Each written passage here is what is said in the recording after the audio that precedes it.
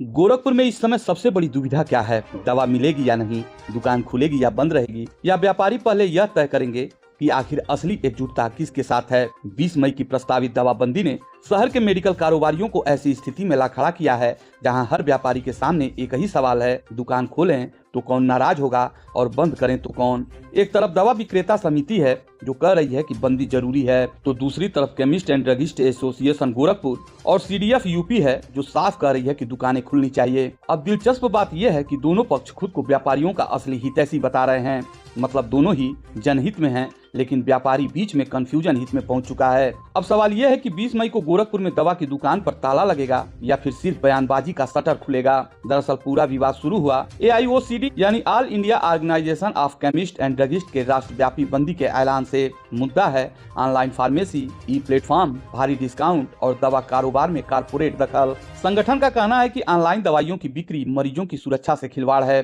बिना फार्मासिस्ट की निगरानी में दवा बेची जा रही है, नकली दवा बढ़ रही है और बाजार का संतुलन बिगड़ रहा है। अब यहाँ तक तो सब ठीक लग रहा था, लेकिन कहानी में ट्विस्ट तब आया जब दूसरे संगठन ने कहा कि बंदी से क्या होगा। CDF यूपी का कहना है कि मरीजों का हित सबसे ऊपर है, अगर दुकानें बंद हो गई तो सबसे ज्यादा परेशानी बुजुर्गों, गंभीर मरीजों और गांव के लोगों को होगी।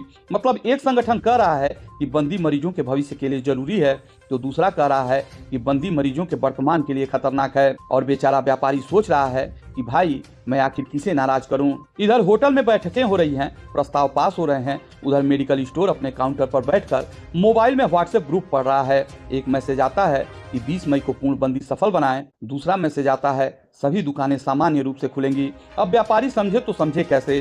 गोरखपुर में इस समय मेडिकल स्टोर का माहौल ऐसा है जैसे परीक्षा से पहले छात्र को दो अलग अलग टीचर अलग अलग सिलेबस बता दें।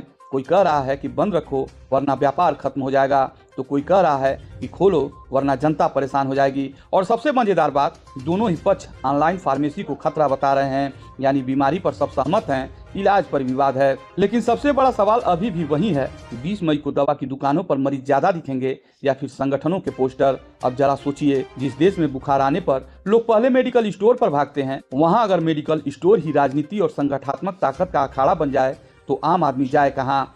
एक तरफ चेतावनी दी जा रही है कि मांगे नहीं मानी गई तो अनिश्चितकालीन हड़ताल होगी, तो दूसरी तरफ कहा जा रहा है कि बातचीत से समाधान निकले, जनता को परेशान करके नहीं। यानी दोनों पक्ष लड़ाई भी जनता के नाम पर लड़ रहे हैं और चिंता भी जनता की ही बता रहे हैं। लेकिन जमीन पर हालात ये है कि व्यापारी अब खुद कंफ्यूज हो चुका है, क्योंकि उसे दवा भी बेचनी है, संगठन भी बचाना है और रिश्ते भी निभाने हैं। गोरखपुर में 20 मई अब सिर्फ बंदी की तारीख नहीं रह गई, ये मेडिकल कारोबारियों की एकजुटता की असली परीक्षा बन चुकी है। अब देखना होगा कि उस दिन शहर में दवा की दुकानें खुलती हैं, बंद रहती हैं, या फिर आधे शटर खोलकर व्यापारी वही पुराना भारतीय परंपरा निकाल लेते हैं, न पूरी हाँ न पूरी ना।